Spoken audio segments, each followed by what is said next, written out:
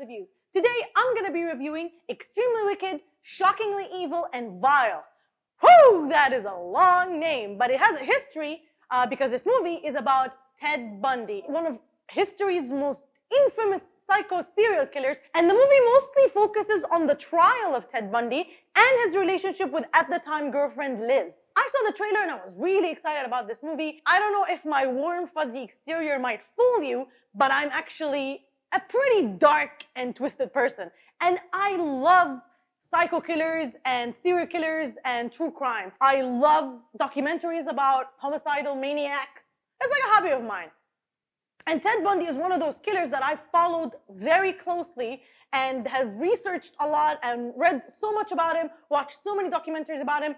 Most recently, they had the Ted Bundy tapes on Netflix, which were pretty cool and disturbing. So I know a lot about his story and about his crimes and about his trial and everything. So going into this film, I was very curious to see how this movie is going to deal with these horrific real-life events that I'm so familiar with. But I was surprised to find that the movie doesn't really deal so much with the crimes of Ted Bundy as much as it deals with Ted Bundy himself, which I think is an interesting take. Not what I would have gone for, but it's interesting nonetheless. The movie focuses a lot on the relationship between Ted Bundy and his girlfriend Liz, and how his arrest and his trial has affected her psychologically, and about how he goes about defending himself and doing all the crazy stuff that he's done throughout his life in the trial. So overall, I kind of enjoyed the film because I know the story already, so I have a lot of context, but also I wish it took a different route and I wish it had a different tone to it. One of the highlights of the film is actually Zac Efron's performance.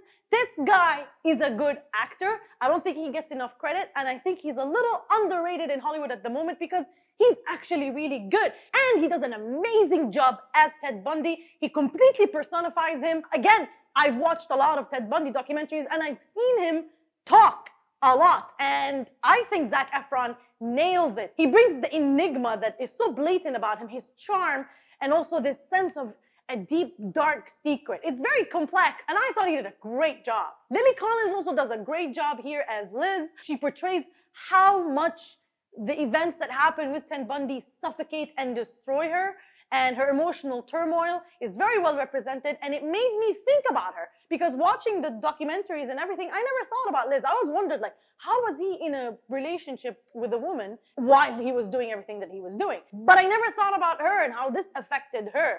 So I thought that was a really interesting aspect that I otherwise wouldn't have thought about hadn't I seen this film. There are some cool, famous cameos here. James Hetfield makes a cameo. I kind of screamed in the cinema because I didn't know he was in it. He is in the trailer, but I actually didn't pay attention. And I'm a huge Metallica fan, so I immediately went, yeah! It was awesome. Also, Haley Joel Osment has a secondary role here. He plays somebody who supports Liz throughout the trial. I'm not sure if this person is real or fabricated from the film, but I thought he did a good job. It was really weird for me seeing an adult Haley Joel Osment who's a little overweight. It was kind of surreal because to me, he's always the kid from The Sixth Sense. But I'm glad that the guy got work, so good for you, Haley Joel Osment. John Malkovich was in this film and he plays the judge in his trial. I actually remember that judge because he was a very interesting personality from the documentaries, and I'm glad to see that John Malkovich brought a really nice performance and breathed life into this famous personality. So I enjoyed that, and I enjoyed their exchange in the film a lot. It's one of the highlights of the film as well. The issue I have is that I cannot really judge the film from the perspective of somebody who doesn't know anything about Ted Bundy.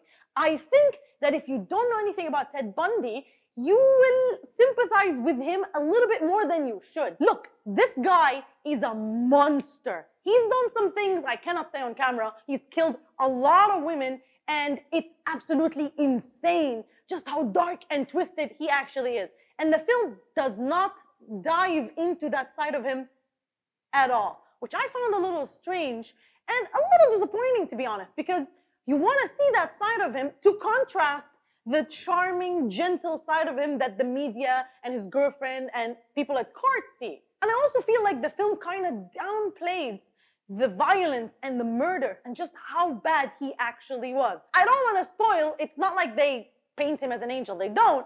But we never really get a glimpse of the real monster. Not enough of the glimpse.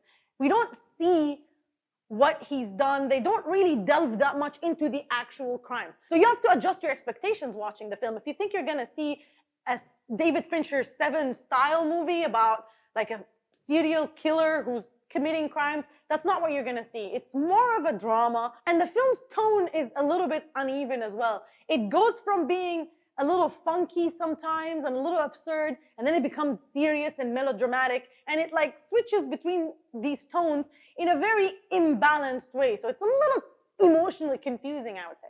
I think if you're really interested in the Ted Bundy story and you know about what he's done, about his crimes, this film adds another layer, another perspective to a story that I think is interesting. But if you don't know anything, I'm not sure you're gonna get what you need from this film alone, so I highly suggest you do some research before actually watching it. All in all, I like this movie. I really enjoyed the performances, especially Zac Efron, and I thought it was a very interesting take on an infamous character.